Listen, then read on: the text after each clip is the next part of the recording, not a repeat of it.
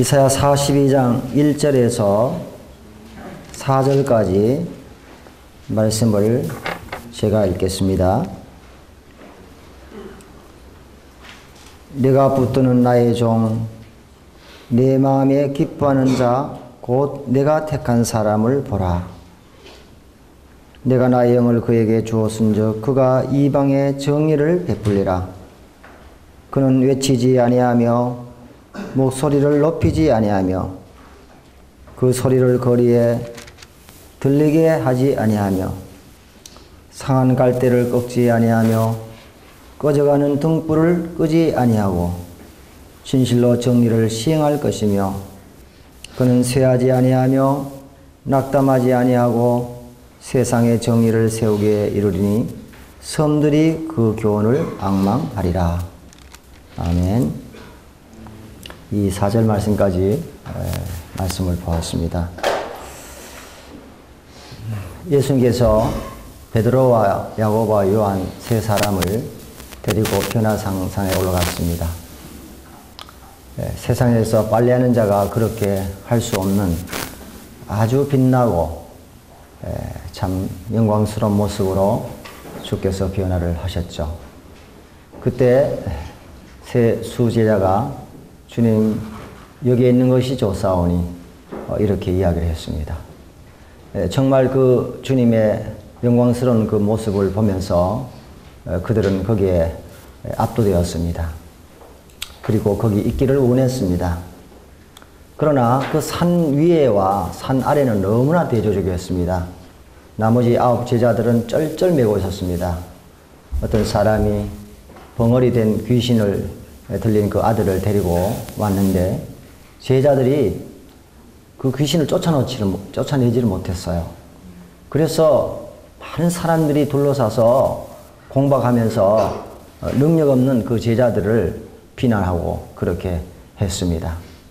제자들은 아마 얼굴이 붉어졌을 거고 힘을 잃었을 거고 어찌할 줄 모르는 그 같은 상황 가운데서 아마 식은 땀을 철철 흘리고 당황해 있었을 것입니다. 그런데 주님께서 그 벙어리 된 귀신을 쫓아내시고 그렇게 하셨습니다. 그때 제자들이 물었죠. 우리는 어떻게 해서 이 귀신을 쫓아내지 못했습니까? 너희가 기도 외에는 이런 능력이 나갈 수 없다. 주님께서 말씀하시면서 그들의 믿음 없는 것과 또 기도를 하지 않는 부분에 대해서 지적을 해주셨던 것을 보게 되죠. 우리는 오늘 정말 이와 같은 상황처럼 오늘 우리는 여기서 4박 5일 동안 많은 말씀들을 듣고 교제해서 마치 변화산상에 있는 제자들처럼 우리는 충만합니다. 그러나 이제 이 산을 내려가서 우리가 현지로 돌아가면요, 거기는 짙은 어둠이 꽉 깔려 있습니다. 그리고 우리의 능력 잃은 제자들의 모습처럼 우리도 그와 같은 여러 가지 영적인 무력함을 드러낼 때가 많이 있고 또 때로는 실망스럽고 연약한 모습들이 다 드러나서 주위의 사람들로부터 능력을 잃었다고 그리스도의 모습이 없다고 그렇게 지적을 당할 수도 있다고 하는 사실입니다. 그러나 낙심하지 말고 들려진 말씀이 우리 마음 가운데 살아있고 다시 한번 그 말씀들을 기억하면서 하나님으로부터 정말 성장해가고 성숙해가는 여러분 되시기를 꼭 부탁을 드립니다. 우리의 사역의 기초는요, 인격입니다. 모든 사역에 있어서 이 인격이 기본이 되지 아니하면 결코 형통한 그 삶을 살아갈 수 없고 효과적인 열매를 맺을 수가 없습니다.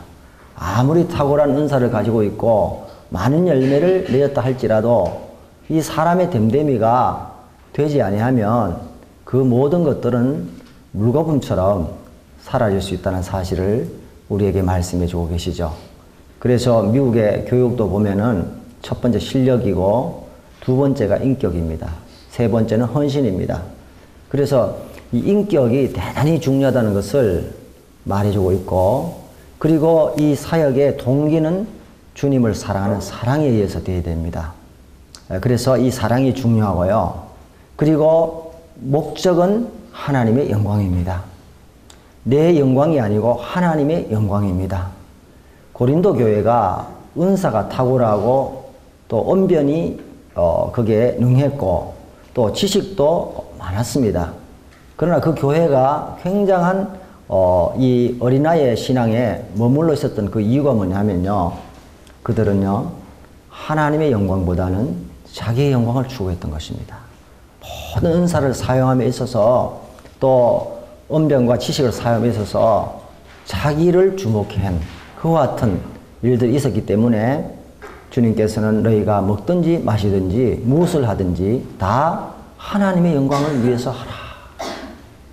그래서 우리는 자기의 영광을 구하는 것이 얼마나 헛된 일이고 그것이 나중에는 얼마나 참 추한 모습으로 끝을 맺는가 하는 것을 보면서 우리는 입술로 말하는 것이 아니라 마음 중심에서 늘 하나님의 영광에 초점을 맞춰서 섬김의 일을 해야 되고 주님을 섬겨가야 된다는 사실을 우리는 기억해야 될 것입니다. 뿐만 아니라 우리가 이 사역의 원동력은요, 우리의 힘이 아니고 성령님이십니다. 성령께서 우리 가운데 살아서 역사하시기 때문에 그분을 의지하고 늘 섬겨야 된다는 사실을 말씀해 주고 계십니다. 뿐만 아니라 이 사역의 그 모델은 누굴까요? 바로 예수 그리스도라는 사실입니다. 그래서 우리는 이 성경 말씀 가운데서 계시된 예수님을 잘 묵상하고 성경을 읽으면서 주님의 마음이 어떤 마음일까 하는 것을 우리가 묵상하면서 본받으려고 할 때 참 우리는 주님의 모습으로 점점 우리는 변화되어 가는 것을 우리에게 말씀해 주고 계십니다. 여러분 큰바위 얼굴 그 이야기를 잘 알죠. 오네스트가 자기가 사는 그 골짜기에 주위에 산으로 둘러서 있고 하나 큰 인자한 그 모습을 한 사람의 얼굴이 거기 있었잖아요. 그 동네 전설이 내려오고 있는데 여기에 동네 사람들이 외지에 나가서 큰 성공을 해서 저 큰 바위 얼굴 같은 사람이 돌아올 거라고 그런 이야기가 전해오져 있었기 때문에 이 어네스트는 큰 바위 얼굴을 바라보면서 언젠가 저런 사람이 돌아오겠지 하면서 매일매일 그 큰 바위 얼굴을 주시했습니다. 그런데 세월이 흘러가면서 사람들이 밖에 나가서 돌아옵니다. 어떤 사람은 철학자로, 어떤 사람은 또 장군으로, 또 어떤 사람은 문인으로 해서 여러 가지 돌아옵니다. 그런데 그 사람을 만날 때마다 가보면은 그 사람이 아니었어요. 큰 바위 얼굴이 아니었어요. 어느 날 마지막에 한 사람이 시인이 돼서 돌아옵니다. 야, 이제는 나이가 들었고 이 마지막으로 저 사람이 정말 우리에게 돌아오는구나 생각하면서 가서 이야기를 했습니다. 당신이야말로 우리가 기다리던 큰 바위 얼굴입니다. 그렇게 이야기를 했습니다. 그때 그 시인이 뭐라고 얘기했습니까? 아니에요. 저는 큰 바위 얼굴이 아니에요. 당신이야말로 큰 바위 얼굴입니다. 그렇게 얘기했습니다. 사실 그랬습니다. 왜냐하면 매일매일 그 큰 바위 얼굴을 바라봤기 때문에 그 큰 바위 얼굴을 닮았던 것입니다. 이 이야기는 무슨 얘기입니까? 우리가 주목하고 바라보는 그와 같은 대상이 우리의 모델이 되고 또 그것을 닮아가는 것을 우리가 보게 되잖아요. 그리고 결혼해서 부부가 같이 살면요, 닮아갑니다. 그래서 두 사람이 참 많이 닮았네. 매일 얼굴을 보면서 그렇게 함께 있기 때문에 닮아가게 되는 것입니다. 우리도 함께 있는 사람을 닮아가는 것처럼 말씀 속에 계시된 주님을 계속해서 주시하고 묵상하고 생각하면요, 우리의 이 모습이 변해서 주님의 모습으로 닮아가는 것을 우리에게 말씀해 주고 계십니다. 그래서 우리 안에 계신 그 말씀을 통해서 우리 얼굴에 사나운 것이 다 변하고 정말 주님의 그 모습으로 변화되는 이와 같은 아름다운 은혜가 우리 가운데 임하는 것을 말씀해 주고 계시는 것입니다. 그래서 오늘 우리의 소명은 주님의 모습을 담는 사람이 되는 겁니다. 이것을 우리가 주제를 가지고 계속해서 생각해 보았습니다. 그래서 오늘 마지막 이 시간에 이 말씀을 통해서 정말 주님의 모습이 어떤 모습인가 하는 것을 우리가 생각하면서 또 성경 전체에 나오는 이 주님의 모습을 여러분들이 계속해서 읽어가고 배워가시는 여러분 되시기를 바랍니다. 저는 히브리서 3장 1절을 보면 그러므로 하늘의 부르심을 입은 거룩한 형제들아, 우리의 믿음의 사도시요 대제사장이신 예수 그리스도를 깊이 생각하라. 참 그 말씀을 읽으면요 굉장히 마음속에 격려가 돼요. 함께 하늘의 부르심을 입은 거룩한 형제들아. 내가 하늘의 부르심을 입었다고? 야, 참 이 대단한 거다. 여러분 만약에 청와대의 부름을 입었다. 여러분 어떻게 했습니까? 며칠간 잠이 안 올걸요? 그렇죠? 그래서 어떤 사람은 대통령 악수했는데 그 손도 안 씻는다 그러더라고요. 여러분 이 잠시 찰나 여러분 있는 그 권세에 가진 그 대통령을 만나서 청와대에 들어가는 그런 영광을 얻었다 그러면 그분은 대단할 거예요. 아마 가슴이 뛰면서 늘 그렇게 영광스럽게 생각하지 않겠습니까? 그런데 우리 그게 아니고요. 하늘의 부르심을 입었다는 거예요. 이게 얼마나 가슴을 벅차게 하는 일입니까? 저는 이 구절에 오면 와, 이 마음에 얼마나 격려를 받는지 이거는 정말 감당할 수 없는 우리에게 영광인 거예요. 이 만왕의 왕 되시고 온 우주의 왕이 되시고 정말 이와 같은 하나님의 부르심을 받아서 우리가 살아간다는 거예요.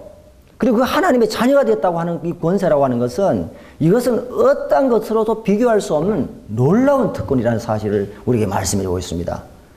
그러한 분들은 정말 예수 그리스도를 깊이 생각하라고 우리에게 권면해 주고 있다는 사실입니다. 그래서 오늘 이 말씀을 통해서도 보면 이사야는 정말 이 주님의 모습을 계속해서 말하면서 내가 붙드는 나의 종, 내 마음에 기뻐하는 자, 내가 택한 사람을 보라. 이렇게 말씀해 주고 있습니다. 정말 하나님이 붙드시는 이와 같은 종의 모습을 보면서 바로 예수 그리스도가 어떤 분이신가 한번 보라는 겁니다. 그래서 이사야는 2700년의 사람이지만 오실 예수님에 대해서 굉장히 많은 부분에서 명확하게 말해주고 있는 것을 보게 되는데요. 오늘 여기 보니까 제일 첫 번째 주님의 그 모습은 어떻습니까? 2절에 보니까 2절만 우리 한번 읽어볼까요? 시작. 그는 외치지 아니하며 목소리를 높이지 아니하며 그 소리를 거리에 들리게 하지 아니하며. 자, 이 2절에 보면요. 주님은 어떤 분이신가? 주님은 모든 것을 은밀하게 하신 분이시다 하는 것을 우리에게 말씀해 주고 있습니다. 주님은 은밀하게 모든 것을 하셨어요. 그게 뭐냐면 주님은 자기를 드러내지 않으셨다는 겁니다. 복음서에 보면요. 주님께서 그 사역을 하셨을 때 뭐 문둥병자도 고치시고 안전병이도 일으키시고 또 열병에 걸린 사람도 고치시고 또 맹인도 고치시고 여러 가지 사역을 하셨어요. 그리고 오병이의 역사도 일으키시는데요. 주님이 그렇게 하시면서 항상 끝에 뭐를 말씀하시냐면 너희들이 아무에게도 말하지 말라. 주님 그렇게 말씀하셨어요. 주님은 항상 일들을 이렇게 숨기셨습니다. 그렇지만 사람들이 나가서 주님이 하신 일을 증거했죠. 목소리를 높였습니다. 그래서 주님이 다 입소문을 통해서 주님이 어떤 분이신가 하는 것을 다 증명이 됐던 것을 우리가 이제 보게 되는데요. 참 이와 같은 사실을 보면서 주님의 모습과 정반대되는 사람들은 바로 그 당시에 최고 엘리트라고 말하는 바리새인과 서기관들이었습니다. 이 사람들은 성경을 보면 기도나 구제나 금식이나 헌금을 하면서 자기들의 명성을 쌓는데 오용을 했습니다. 그래서 한마디로 말하면 인기몰이로 착각했다는 거예요. 그래서 기도할 때도 그냥 기도하는 것이 아니라 저 길거리 모퉁에서 사람들이 보는 가운데서 그 옷을 입고 그리고 요창하게 그들이 기도했습니다. 사람들을 보면서 뭐라 그랬습니까? 이야, 저 사람이야말로 정말 기도 많이 하는 사람이야. 신령한 사람이야. 구제할 때도 그냥 것이 아니라 여러 사람들을 불러놓고 나팔을 불러서 사람들 모인 가운데서 그렇게 구제를 했습니다. 금식할 때도 어떻게 했습니까? 얼굴을 흉하게 하면서 이렇게 해서 막 기도했습니다. 야, 저 사람이야말로 정말 대단한 사람이야. 주님 뭐라 그랬어요? 너희들 이미 상을 다 받았다. 너희들 이미 상을 다 까먹었어. 너희들 사람들의 영광을 얻었기 때문에 사람들의 주목을 받았기 때문에 너희들 하늘에 상급이 없어. 물론 그 하늘나라 갈 수도 없는 사람들이죠. 너희들은 나와 상관이 없는 사람이야. 은밀한 중에 보시는 내 아버지께서 갚으시리라. 주님 그렇게 말씀했던 것입니다. 우리가 사람들로부터 주목을 받는다고 하는 것은요, 바로 하나님의 영광을 도둑질하는 거예요. 그래서 누가복음 16장 15절에 보면 사람들에게 높임을 받는 것은 하나님께 미움을 받는 것이라. 모든 사람이 너를 칭찬하면 너에게 화가 있다. 이렇게 말씀했습니다. 이것을 보면서 무엇을 우리가 생각할 수 있습니까? 우리 주님은요, 언제든지 자신을 감추시고 하나님만이 영광을 받기를 원하셨고 하나님께만 영광을 돌리기를 원하셨다는 사실입니다.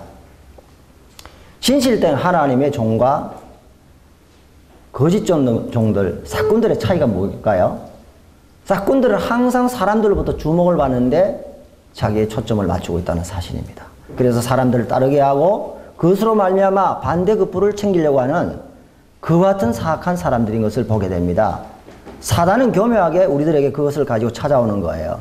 그래서 사도행전 3장을 보면 미문의 안전뱅이가 정말 하나님의 능력을 통해서 그가 일으킴을 받았습니다.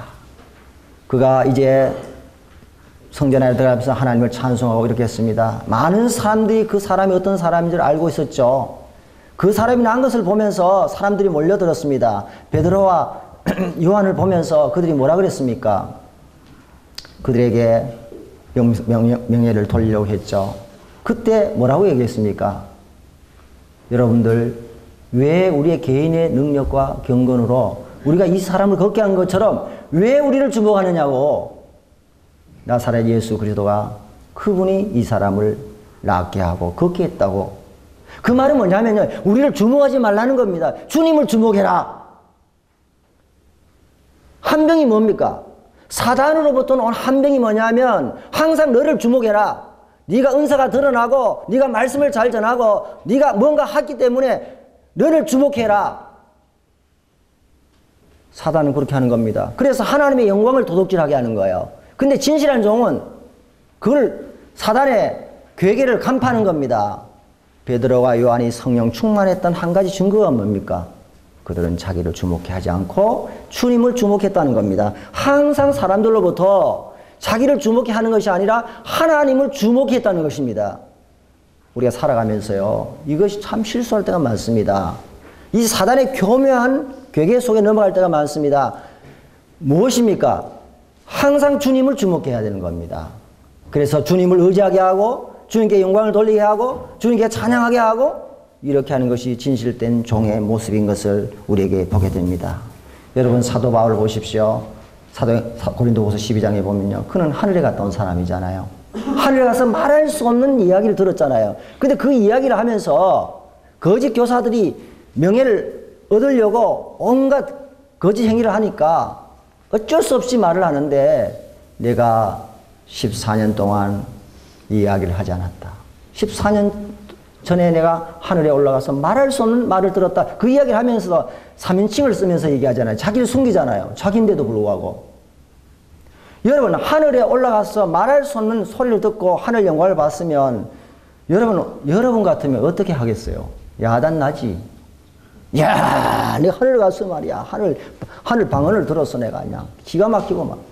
요새 막 천국에 갔다 온 사람 그래 많잖아요. 안 그래요? 40일 금식 기도를 내가 몇 번 해서. 참, 우리나라 명함을 보면요, 어떤데 외국 사람들 명함을 주는 거 보면 간단해. 그냥 간단해.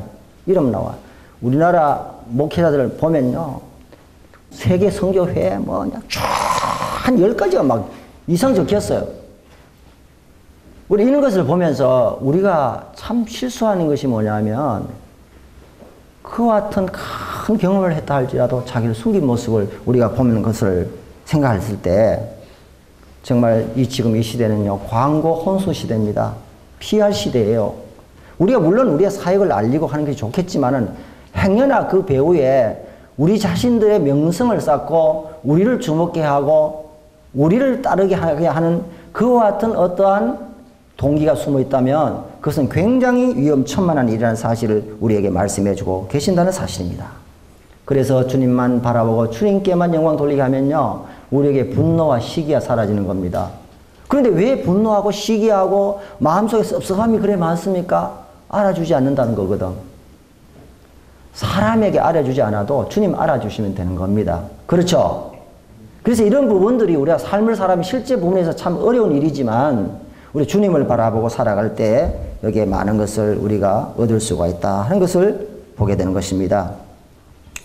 사람들이 살아가면서 어떤 모양이든지 자기 자신을 주목해 하는 것은 주님의 마음이 아니라는 사실을 기억해야 되는 것입니다.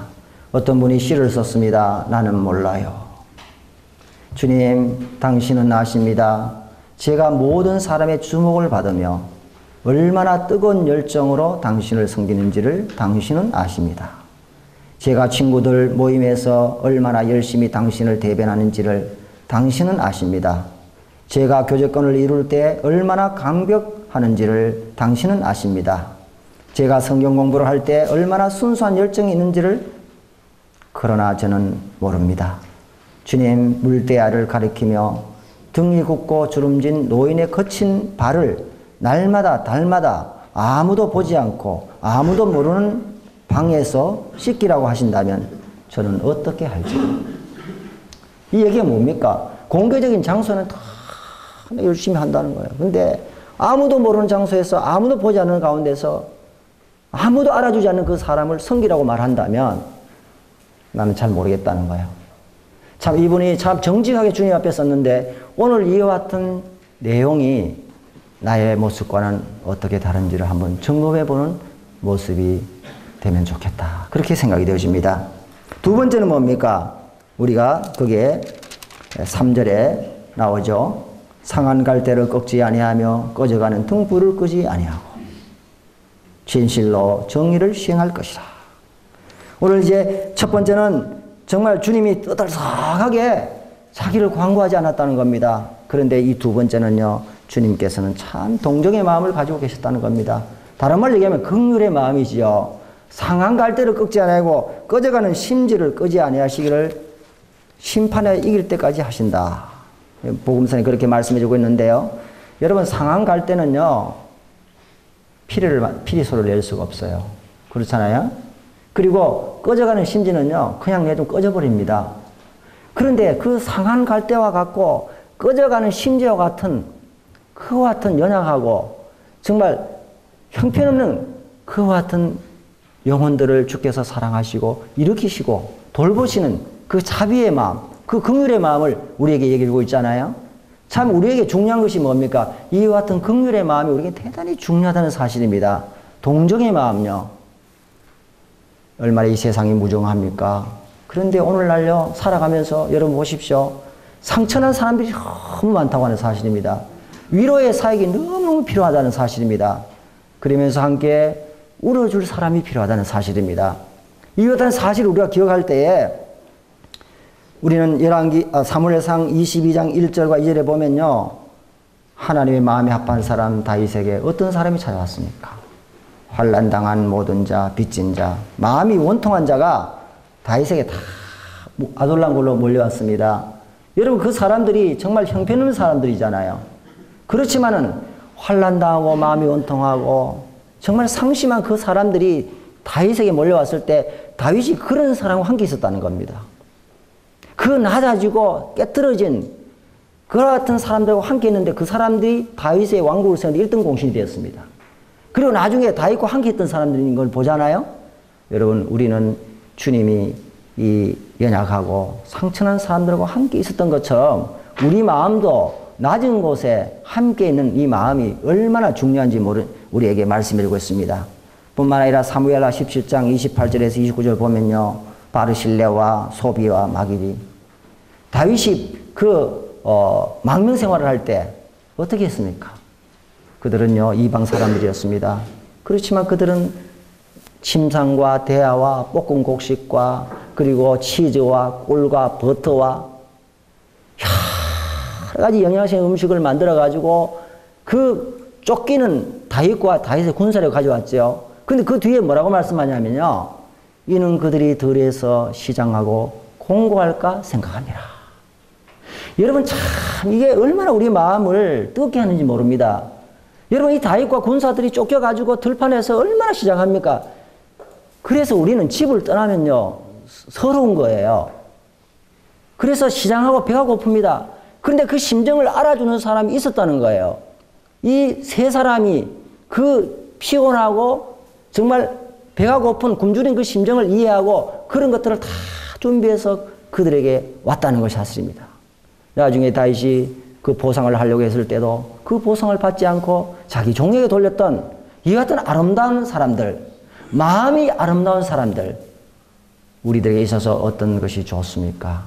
마음이 아름다운 사람들. 정말 상처난 그 같은 사람들과 함께 할 수 있는 그 마음, 이게 주님의 마음이란 것입니다. 로마의 베스피안 황제 때 교회를 박해했습니다. 군사들이 교회를 급습했습니다. 이 교회에 보물을 내놓으라고. 보물을 내놓으라고 얘기했습니다. 그때 그 재무집사 라우틴티우스라고 하는 사람이 이렇게 했습니다. 우리 교회의 보물들은요, 이 사람들입니다. 교회가 돌보고 있는 과부와 병자와 고아들을 가리시면서 이 교회의 보배가 바로 이 사람들입니다. 얘기했습니다. 여러분, 하나님의 교회가요, 세상에서 실력 있고, 그 다음에 능력 있고, 돈 잘 벌고, 이런 사람만 여러분 주시한다면 그거는 참 심각한 문제가 되는 겁니다. 여러분, 이 세상 종교로 가면요, 사람들을 앉힐 때 어떻게 앉힙니까? 앞에서부터 헌금 많이 내는 사람부터 앉힙니다. 제일 오른쪽부터 이렇게 돈 많이 내는 사람들. 그리고 형편없는 사람 저 뒤에 내보내요. 여러분, 야고보 시대 때도 그렇게 했잖아요? 옷을 입고 돈 많고 이런 사람들 들어오면 여기 좋은 자리에 앉으라고. 형편없는 사람 어떻게, 당신 저 뒤에 가든지 없어져 버리든지 그렇게 하라고. 유럽 교회도 그렇게 했잖아요. 어떻게 했습니까? 세상에서 돈 많고 신분 있는 사람은 앞자리에 앉힙니다. 그리고 돈이 없고 이런 사람 어떻습니까? 저 2층에 의자도 없어. 거기는 자기가 의자 가져가야 돼. 만약에 그런 신분의 차별이라든지 이런 것들을 은연중에 가지고 있으면 하나님의 교회는요, 이미 성령의 역사가 사라지는 거예요. 우리의 마음에도요, 사람들을 구별하면 안 됩니다. 전도할 때, 야, 저 사람 전도하면 우리 교회에 유익이 되겠어? 저 사람에게는 전도해봐야 뭐, 우리가 뭐 귀찮기만 하겠지? 만약에 여러분 그러한 사고방식을 가지고 영혼을 접근하면요, 굉장히 위험해집니다. 그 같은 사고방식으로 하게 되면 세상의 방식이 사고가 교회 안에 들어와서 교회가 신령해서 다 잃어버린다는 거예요. 여러분이 하나님의 교회는요, 신분 타이틀 다 벗어야 됩니다. 여기 들어오면 너도 나도 뭐예요? 주님 앞에서 형제 자매인 거예요. 그렇잖아요? 그런데 이 세상의 물결이 교회 안에 들어와서 신분을 나눈다는 겁니다. 상처나고 어려운 사람을 돌볼 때 주님이 내게 한 것이라. 이 소자에게 한 것이 내게 한 것이라. 우리의 마음속에 이 긍휼의 마음, 정말 그 굶주리는 배를 보면서 그냥 돌려보낼 수 없는 그 주님의 민망히 여기는 그 마음, 그 마음이 우리에게 살아 있어야 된다는 겁니다. 그게 성숙한 사람의 모습이에요. 세 번째는 뭡니까?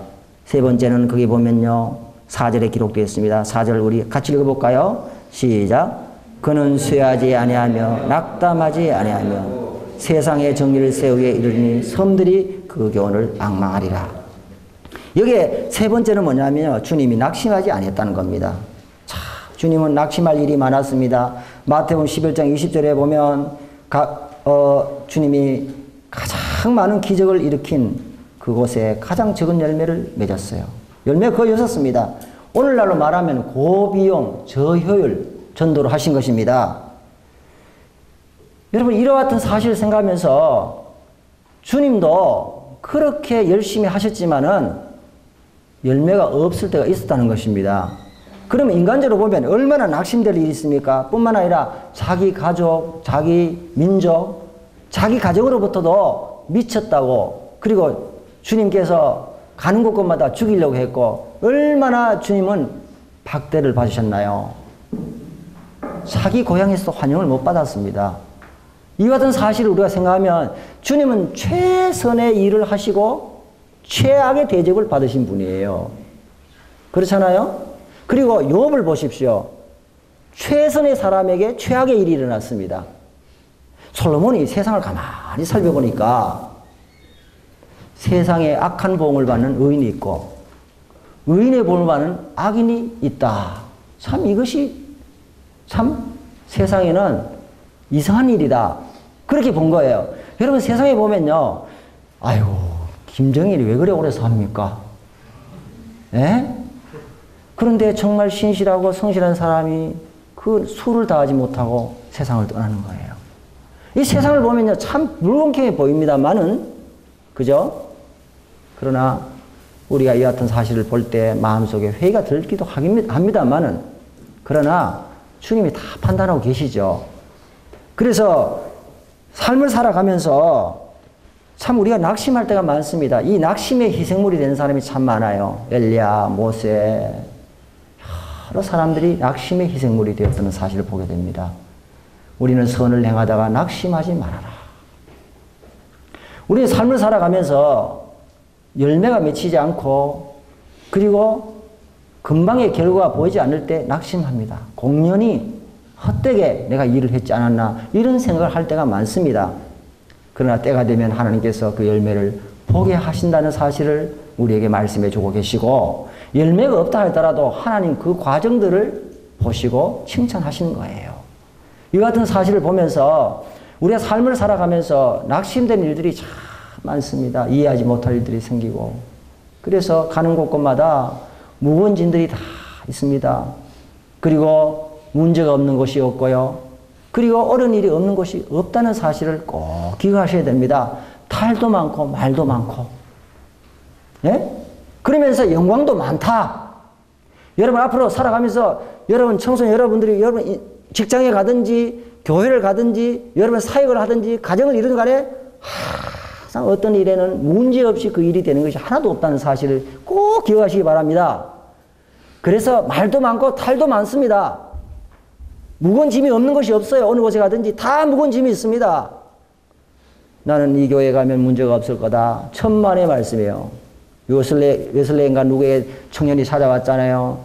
나는 우리 교회가 문제가 너무 많아서 저는 문제없는 교회를 찾아갑니다. 그러니까 그랬잖아요. 웨슬레인가 그분이 그 청년에게, 그래요, 문제없는 교회에 있거들랑 나에게 소개해 주세요. 저도 그 교회 갈게요. 그런데 떠나가는 청년을 보고 다시 불렀습니다. 그런데 그 문제 있는 교회는 당신이 절대로 가지 마세요. 당신이 들어감으로 문제 있는 교회가 됩니다. 이렇게 얘기했다 그러잖아요. 여러분, 우리 자체가 문제가 많은 사람인데 여러분 어떻게 문제 없는 교회가 있겠어요? 그러나 그 문제를 문제로 자체로만 보는 것보다도 그 안에서 대안을 찾고 하나님 주신 해답을 찾고 그렇게 해서 우리가 극복해 가는 것입니다. 그렇죠? 그런데 우리가 삶을 살아가면서 이 낙심되는 일들이 참 많다는 사실입니다. 저도 엄청난 낙심된 일들이 많이 겪었습니다. 내가 잘못 사역했는가? 그런 생각이 든다는 거예요. 열매는 빨리 맺히지 않고, 이상과 현실이 괴리가 너무 많고. 마르틴 루터도 그걸 겪었습니다. 마르틴가 종교개혁을 하면서 이제 그 왕들에게 선포하며 교황청에 선포를 했습니다. 95개 조항을 얘기하면서. 그런데 어느 날 너무 견고한 이 성을 무너뜨리기가 힘들어 너무 낙심했습니다. 그래서 힘이 쫙 빠졌습니다. 이 낙심하면요, 손발이 다 부러지는 거예요. 그렇죠? 네. 손발이 부러지면 더 이상 하고 싶지 않는 거예요. 그런데 아내가 참 지혜롭습니다. 여러분, 아내들 지혜로우십시오. 게티라는 아내가 그렇게 낙심해 있는 마르틴 루터를 보고 아침에 까만 소복을 입고 찾아온 거, 앞에 나타난 거예요. 부엌에. 그러니까 마르틴 루터가 깜짝 놀랐습니다. 여보, 오늘 누가 돌아가셨어요? 초상이 났어요? 아내가 얘기했습니다. 예, 초상이 났습니다. 마르틴도 얘기했습니다. 누가 죽었어? 게티가 얘기했습니다. 하나님이 죽었지요. 그러니까 이 마르틴 루터가 깜짝 놀랐습니다. 어떻게 하나님이 죽었어? 살아계시지? 게티가 얘기했습니다. 하나님이 살아계시면 당신이 왜 하나님 죽은 것처럼 행동하여? 하나님이 살아계시죠? 그렇게 얘기하니까 이 마르틴 루터가 망치로 뒤통수로 맞는 것처럼 충격을 받은 거예요. 그렇지, 하나님이 살아계시지. 하나님이 살아계시지 왜 내가 이 낙심해 있지? 일어서서 다시 해서 승리를 했던 거 아닙니까? 우리가 우리의 눈을요, 주님께로부터 돌려버리고 환경을 바라보면요, 바로 우리는 낙심하게 됩니다. 그렇죠? 엘리야가 그랬잖아요. 엘리야가 그 말을 듣고 이세벨 말을 듣자마자 환경을 바라봤을 때마다 형편을 보고 낙심하고 도망갔습니다. 죽으려고 그랬잖아요. 여러분, 졸렬하게 되기를 원하거든 자신을 바라보고 두려워하기를 원하거든 환경을 바라보고 행복하게 되기를 원하거든 주님을 보라 하는 말이 있습니다. 여러분 자신을 한번 들여다봐요. 아이고 이것도 이렇고 저것도 저렇고 여러분 나는 참 성질이 이렇게 돼서 나는 주님 못 섬기겠다 이렇게 나오잖아. 그죠? 약점이 많은 거예요. 졸렬하게 되는 겁니다. 두려워하기를 원합니까? 환경 보십시오. 정치 세계, 경제 세계, 사회 한번 보십시오. 여러분 소망을 가지기 아무것도 없어요. 두려움이 막 몰려옵니다. 그러나 주님을 바라보면요. 그 문제가 되잖아요. 왜? 문제보다 더 크신 분이 누구예요? 주님이시고 주님은 다 해답을 갖고 있기 때문에 그렇습니다. 그런데 사단은 항상 두 가지를 가지고 여러분을 넘어뜨리고 여러분을 유용한 그리스도로 살지 못하는 거예요. 첫 번째는 뭐냐면 낙심입니다. 낙심을 계속 가져주는 거예요. 여러분 낙심할 때 어떻게 해야 되나? 주님 바라보세요. 히브리서 12장 3절에 뭐라 그랬습니까? 너희들이 피곤하여 낙심치 않기 위해서는 죄인들이 이같이 거역한 일을 참으신 주님을 생각하라. 여러분 우리가 아무리 낙심할 일이 있어도 주님에 비하면 아무것도 아니죠. 그렇죠? 그래서 이 낙심은 주님을 바라볼 때 해소가 됩니다. 또 하나는 항상 기도하고 낙심치 말아야 될 것을 비유로 했다. 기도는요 낙심의 해독제가 되는 겁니다. 낙심하는 마음이 있을 때는 기도하십시오. 그리고 또 하나는 뭡니까? 교만입니다. 마귀가 계속해서 우쭐대게 합니다. 우쭐대게 합니다. 성공했을 때, 잘했을 때, 은사가 드러났을 때, 그래, 네가 최고지, 네가 최고지, 잘해. 어머님이 어릴 때 그렇게 얘기하더라. 야, 까불지 마라. 촐랑대지 말아라. 여러분, 사단이 찾아와가지고 베드로를 까불렀잖아요. 자신만만했잖아요. 그 자신만만한 게 자신만만했습니까? 주님이 나와버리니까 여러분 어린 종의 말 듣고 그냥 기겁하고 거짓말 했잖아요. 부인했잖아요. 3번이나 그것도.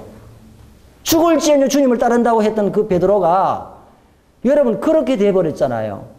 우리가 이것을 생각하면요. 살아가면서 참 이런 부분들이 항상 있다는 겁니다. 제가 왜 이런 말씀 드리겠습니까?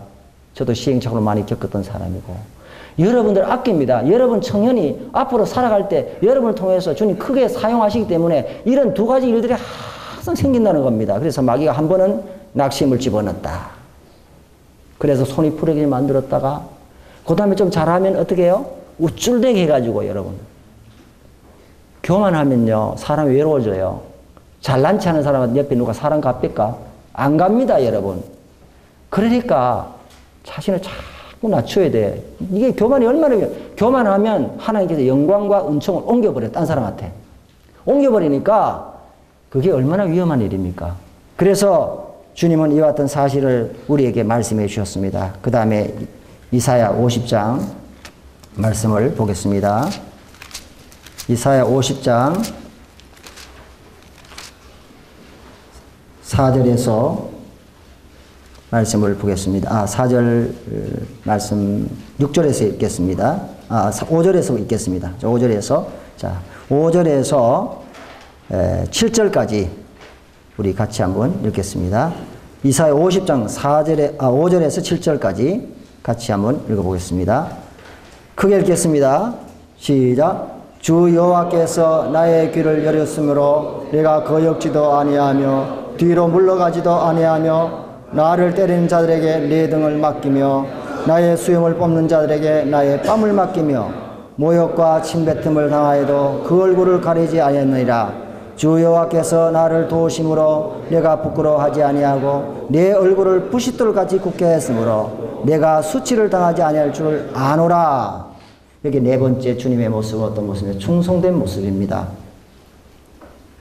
주님은요, 주님의 그 사역일에 구속의 길을 완성시키기 위해서 결코 시련의 앞에 있고 죽음이 앞에 있지만은 결코 그 길을 포기하지 않았다는 겁니다. 꿋꿋이 그 길을 갔다는 것입니다. 수염을 뽑는 자들의 수염을 맡기고 등을 맡기고 내 얼굴을 부싯돌같이 해서 충성된 그 길을 조금도 물러서지 않고 주님께서 나가셨다는 것을 보게 됩니다. 우리는 성경을 보면요. 주님께서 누가복음 9장 51절에 예루살렘에 향하여 올라가기로 굳게 결심하시고 요한복음 18장 4절에 예수께서 그 당한 일을 다 아시고 나아가 가라사대 맡겨진 사명의 길은 추후에도 타협이 없었습니다. 그 길을 묵묵히 가셨습니다. 고린전서 4장 1절과 2절에 그리고 맡은 자들에게 구할 것은 충성이라고 했습니다.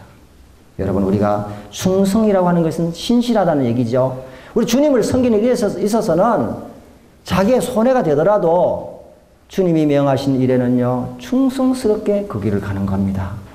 여러분, 중매할 때 뭐라고 묻습니까? 중매를 하면요, 제일 먼저 묻습니다. 그 형제 신실합니까? 근데 신실 안 하는데 신실하려고 하면 참 곤란합니다. 그 자매 신실합니까? 이거 먼저 물어요. 신실합니다. 이렇게 대답할 수 있으면 좋잖아요? 근데 신실 안 한데, 아이고, 매일 지각하고 말이죠. 눈 비비면서 와가지고는 앞에 앉아 맨날 휴대폰 두드리고 눈을 비벼나고. 여러분, 시간 못 지킨 사람은요, 모든 면에 신실 안 합니다. 딱 한 가지 보면 알아요. 여러분, 배우자를 만날 때요, 그 사람 약속 시간 지키는지 안 지키는지 한번 보라고요. 그 사람 보면 한 가지 보면 10가지를 압니다. 맞죠? 자, 그래서 하나님의 교회, 주님의 일에 충성을 해야 되는데, 이 충성이 얼마나 중요한지 모릅니다. 그런데요, 주님은 이 충성의 길을 가신 거예요. 모세는 사원을 충성했고, 주님은 집 맡은 아들로 충성했다. 그래서 주님의 이름이 충신과 진실입니다. 미국의 뉴욕의 어떤 공원에 가면요, 한 병사가 무릎을 꿇은 채 뒤손에 철사로 묶여가지고 이렇게 무릎을 꿇고 있습니다. 그 밑에는 조국을 위해서 버릴 목숨이 하나밖에 없는 것이 유가입니다. 그 같은 글귀가 쓰여 있습니다. 근데 이 사람의 이름이 누구냐면 나단 헤일이라는 사람입니다. 이 사람은 미국과 영국이 독립전쟁을 할 때 미국의 병사로서 영국의 수기 침투해서 영국 군대의 첩보를 빼내오는 그런 일을 하고 있었습니다. 그런데 그 첩보 일을 하다가 영국군에 발각이 되었습니다. 그래서 사형 선고를 받게 됩니다. 이제 마지막에 사형 집행을 하기 전에 그 나단 헤일에게 영국군 그 군인들이 질문을 합니다. 이제 죽기 전에 마지막으로 한마디를 해라. 그 마지막 한마디를 얘기했을 때 이 나단 헤일이 뭐라 그럽니까? 내가 조국을 위해서 버릴 목숨이 단 하나밖에 없는 것이 실로 유가입니다. 22살의 어린 나이에 죽었습니다. 여러분, 미국이라는 나라는요, 가보시면 아시겠지만은요, 가득가득 큰 국기가 막 펄럭입니다. 그렇죠? 근데 그 미국의 나라가 그렇게 된 게 아닙니다. 여러분 가보십시오. 워싱턴 그 묘지 한번 가보십시오. 국립묘지 가면요, 한국을 건지기 위해서 그 한국인들 묘지가 있잖아요. 거기 가면요, 우리는 아무도 알지 못하는, 어디에도 있는 모르는 그 나라에 가서 피를 흘렸다. 저는 그걸 보면서 정말 마음에 눈물이 나더라고요. 이 사람들이 그 자기의 족을 버리고 아무것도 아닌 그 동양의 어느 나라 붙어있는 나라, 모르는 나라에 와가지고 피를 흘렸다는 거예요. 얼마나 많이 죽었습니까? 여러분, 하와이에 가면 여러분 그 진주만에 여러분 미국이 그 미드웨이를 폭격해가지고요, 수많은 군인들이 그 바다에 아직도 그 배에 수장되어 있는 거예요. 기름이 막 올라오고 있어요. 그런데 5,000명 이상 되는 그 군인들이 폭격을 맞아가지고 아직도 그 수장되어 있는 겁니다. 수많은 미국 국민들이 그 배에 와가지고요, 그 배 위에서 기념관에서 눈물을 흘립니다. 일본 사람은 안 오지요. 전 세계 어느 나라 가서 엄청난 피를 흘렸습니다. 그리고 샌디에고 가보세요. 해군묘지에 가면은 많은 무덤들이 있습니다. 그러니까 이 나라가 그렇게 된 것이 아니고 전 세계 가서 피를 흘리면서 그 자유를 누리고 그 국가를 일으켰다는 사실입니다. 지켰다는 것입니다. 그러니까 그 충성된 바탕 위에 나라가 생겼어요. 자, 그러면 우리는 하나님의 나라를 위해서 영원한 왕이신, 왕 되신 그분을 위해서 우리가 나단 헤일처럼 우리의 목숨을 바칠 만한 가치가 있느냐 없느냐 이거죠. 충분히 가치가 있는 것입니다. 왜요? 주님 그분 자신이 우리를 위해서 뭐 했습니까? 충성을 바쳤습니다. 좋은 걸 다 바쳤습니다. 그렇기 때문에 우리가 이것을 다 갚을 길이 없는 겁니다. 그래서 우리가 하나님의 나라를 위해서, 사람들은 다 자기 나라에 대한 자부심을 갖고 있습니다. 나라 한번 물어보세요. 타일랜드 사람들도요, 자기 나라에 대한 긍지가 대단합니다. 일본 사람도 마찬가지고요. 한국 사람도 마찬가지고요. 모든 사람들은 자기 나라에 대한 긍지와 자부심을 가지고 있고 자기 나라 영토에 대한 확장을 구하고 있는 거예요. 일본하고 우리나라 독도 가지고 왜 싸웁니까? 영토 확장이거든. 그러면 우리가 넓은 의미에서 하나님 나라의 확장을 위해서 그 나라의 왕 되신 그분을 위해서 우리가 충성을 해야 될까요? 말아야 될까요? 우리는 나다네일의 이 고백을 보면서요. 우리도 나라를 위해서 바칠 목숨이 단 하나밖에 없는 것이 실로 유감이다. 그는 죽었지만은요. 그의 말은 살아있어서 전 미국 사람들 신금을 울리는 거예요. 그러니까 이 나라가 되는 겁니다. 부강해지는 거예요. 우리도 영원한 그 왕국을 위해서 그 왕대인 주님을 위해서 충성을 바치신 여러분 되시기 바랍니다. 그리고 이 뒤에 말씀을 보면 예수님 침묵하셨고 죄에 대해서 단호하셨고 주님은 낮아지셨고 주님은 타협의 길이 없었고 쉽게 가는 길을 용납하지 않으셨어요. 여러 모습들을 생각하면서 여러분이 남은 생애 가운데 여러분을 통해서 그 나라가 확장되고 영광스러운 주님을 닮아가는 여러분 되시기를 꼭 부탁드립니다. 너무 감사합니다. 이번에 여러분이 오셔서 이렇게 긴 말씀 들어주셔서 너무 감사하고요. 정말 우리가 영적인 성장과 성숙을 이뤄갈 때 우리의 모델 되시는 주님을 꼭 바라보시고 주님을 생각하면서 주님의 그 아름다운 마음이 내 마음 가운데 새겨지고 정말 주님의 그 향기가 드러나는 여러분 되시기를 부탁드리면서 말씀을 마치겠습니다. 감사합니다.